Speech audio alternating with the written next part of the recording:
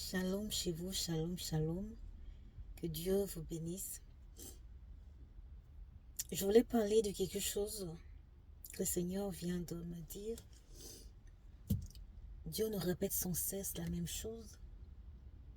Et je voudrais qu'on ait la possibilité et la force de pouvoir entendre la voix de Dieu et d'y obéir. Je voulais parler du lieu de Dieu, du lieu de la visitation. Le lieu de Dieu peut ne pas être nécessairement un environnement physique, mais ça peut aussi, et très souvent, ça peut être un environnement physique. Le lieu de Dieu, c'est une place, c'est un domaine, c'est un environnement où Dieu t'attend pour te visiter. Le lieu de Dieu dépend de la pensée de Dieu, non pas de nos dispositions ou de nos capacités ou de notre facilité à progresser dans un domaine, dans un lieu, dans un milieu. Le lieu de la visitation dépend de Dieu, de la volonté de Dieu, du dessein de Dieu pour notre vie. Il y a beaucoup, je vais citer seulement 2 catégories de personnes qui ont vu la visitation de Dieu, 2 ou 3 personnes qui ont vu la visitation de Dieu dans les lieux où Dieu les attendait. Je veux citer par exemple Abraham, premièrement Abraham. Dieu nous montre que des fois il nous demande de nous déplacer pour vivre sa main, pour vivre l'accomplissement de son dessein, pour vivre notre destinée. Dieu dit à Abraham, sors de la maison de ton père et va dans le pays où je te montrerai. Il a fallu un déplacement physique pour qu'Abraham puisse accéder à son destin. Très souvent, Dieu peut nous demander physiquement de nous déplacer. Et très souvent, nous emmenons avec nous des gens que Dieu n'a pas appelés dans notre destin. Abraham a amené son père, il a emmené son neveu. Mais ça nous montre clairement, la parole nous montre clairement que ce n'était pas la pensée de Dieu parce que Dieu, petit à petit, les a débarrassés du chemin d'Abraham. D'abord, son père est mort en cours de route et il a fallu que Dieu provoque une inimitié entre les serviteurs d'Abraham et ceux de Lot pour les séparer.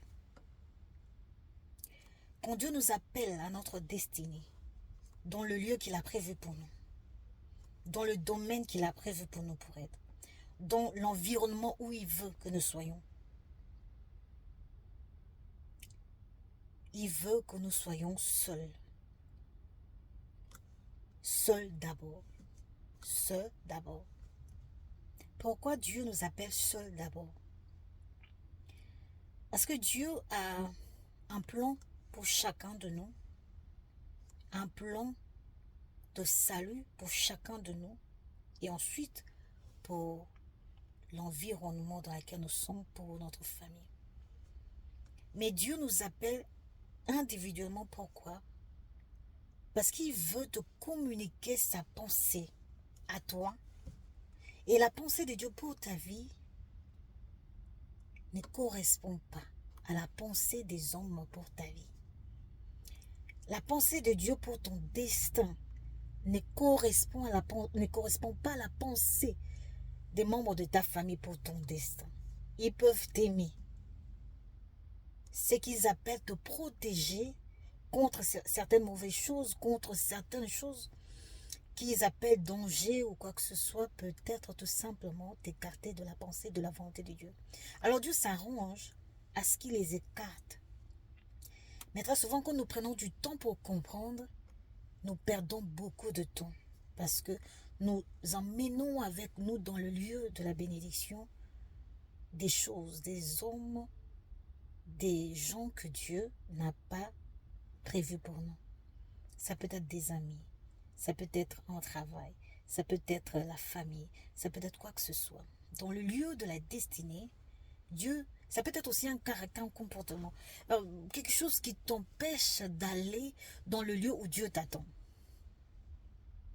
Parce que tu as emmené quelque chose d'étranger que Dieu n'a pas prévu.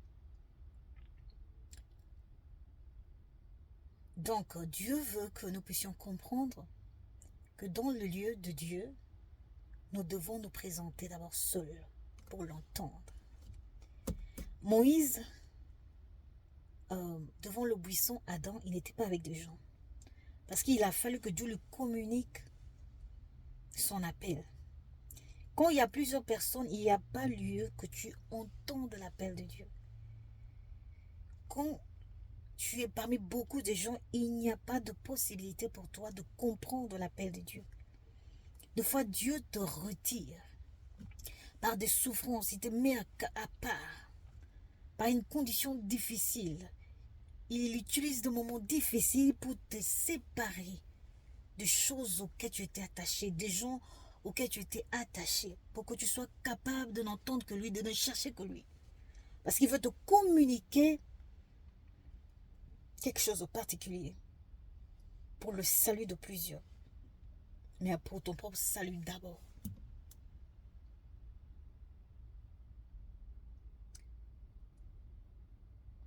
Joseph, il a été appelé à son lieu de destin, qui était l'Égypte. Mais il a fallu que Dieu le détache de sa famille pour qu'il aille vivre son destin. Mais il est passé par des moments difficiles. Dieu a utilisé de temps difficiles. Dieu a utilisé des gens pour le trahir. Dieu a utilisé des conditions difficiles pour attirer son attention à lui. Il ne dépend que de lui. Il ne devait pas dépendre de son père qu'il aimait beaucoup. Il ne devait dépendre que de Dieu. Des fois, Dieu veut attirer notre attention pour que tu ne comptes que sur lui. Que tu ne comptes pas sur les médecins, que tu ne comptes pas sur ta famille, que tu ne comptes pas sur ta force, que tu ne comptes pas sur ton intelligence, que tu ne comptes pas sur ton boulot pour atteindre ton destin, pour connaître la visitation, la manifestation que le monde attend de toi. Il te met à part, il t'appelle à part par des temps difficiles parce qu'il veut que vous parliez face à face. Parce qu'il veut que tu entendes la voix qui sort du buisson ardent.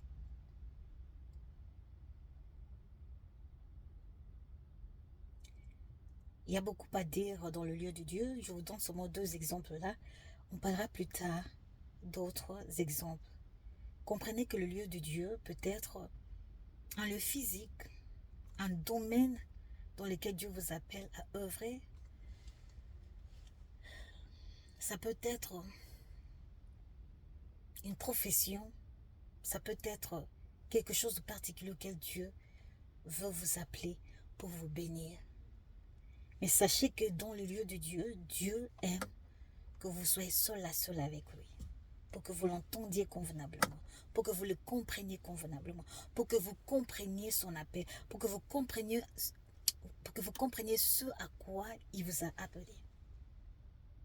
Donc quand vous vivez des choses difficiles, quand vous vivez des choses douloureuses, quand vous vous sentez rejeté, quand vous vous sentez seul dans des conditions de votre vie où vous sentez qu'un homme ne peut plus rien faire pour moi, sachez que Dieu veut que vous regardiez à lui parce qu'il vous appelle à un destin plus grand que votre imagination. Il veut attirer votre attention parce qu'il veut se glorifier.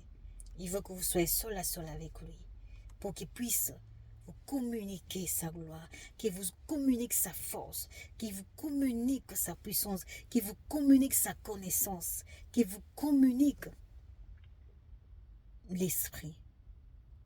L'esprit.